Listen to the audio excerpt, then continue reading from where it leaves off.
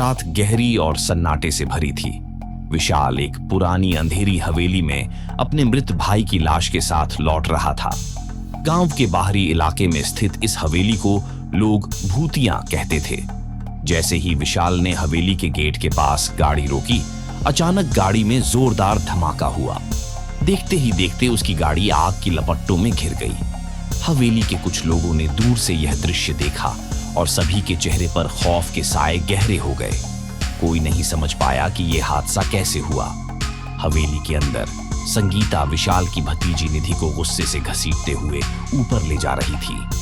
तुम्हें समझाया था ना कि यहाँ वापस मत आना, संगीता चिल्लाई, लेकिन तुम वापस आई और अब यह सब हो रहा है। आंटी, आप मुझे क्यों खींच रही हैं?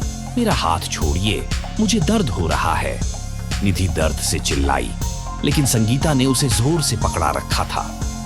तुम्हारी वजह से यह सब हुआ है, संगीता ने आंखों में खौफ और गुस्सा भरते हुए कहा। तुम्हारे आने के बाद से इस हवेली में अशुभ घटनाएं शुरू हो गई हैं। तुम नहीं समझ रही कि इस हवेली का अतीत कितना डरावना है। निधि का चेहरा सफेद पड़ गया। आंटी, मैंने क्या किया? ऐसा क्यों लग रहा है जैसे मैंने कोई बहुत बड़ा अपराध किया हो? संगीता ने ठंडी आवाज में कहा। यह हवेली भूतों से भरी है। यहाँ पर तुम्हारी माँ और पिता की मौत कोई हादसा नहीं थी। यह उनकी आत्माओं का खेल है और तुम इन सब का हिस्सा बन गई हो। जब तक तुम यहाँ हो, ये सिलसिला रुकेगा नहीं। निधि कांपने लगी। उसे अपनी माँ की मौत का वो आखिरी दृश्य याद आया जब वह हवेली के कमरे में रहस्यमय तरीके से बेहोश पाई गई थी। लेकिन अब संगीता के शब्दों ने उसे और भी डरा दिया था। तभी दरवाजे पर जोर की दस्तक हुई। बाहर से अमित की आवाज आई।